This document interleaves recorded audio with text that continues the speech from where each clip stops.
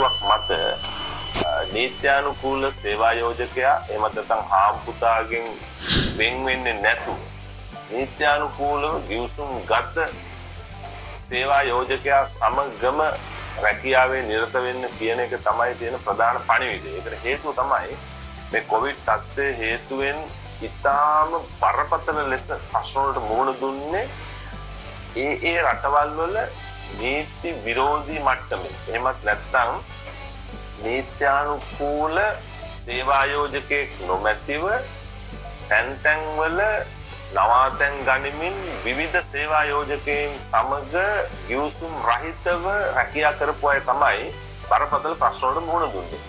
මොකද ඒ අය මුහුණ දුන්න ප්‍රශ්නේ මේ කොවිඩ් තත්ත්වය නිසා ඒ අයට ඒ අයගේ නවාතැන් අහිමි වුණා, ඒ අයට ඒ අයගේ රැකියාවල් අහිමි වුණා. මොකද ඒකට හේතුව සෑම සේවා යෝජකයෙක්ම ඒ රටක තියෙන නීතියට අනුගතව වැඩ කළ යුතුයි.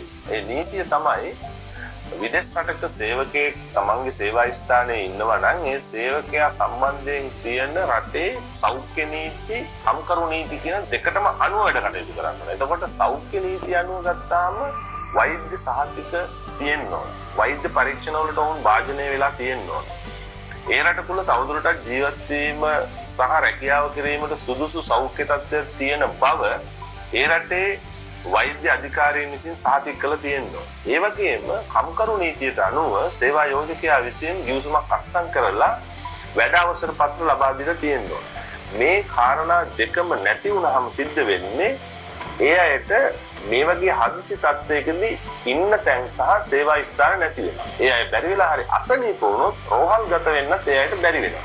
ඒ නිසා ඒ අයට මහා පාරවල් වල තැන් වල එහෙමත් නැත්නම් කඳවුරු වල තමයි ජීවත් වෙන්න සිද්ධ වෙන්නේ. එහෙම වුණාම මේ රෝග බෝවීම ඒ වගේම ඒ අයට නීති විරෝධීව සිටීම නිසා මුහුණ දෙන්න සිද්ධ වෙන ඒ අපහසුතාවයන් සියල්ලටම ඒ අය මුහුණ දෙනවා.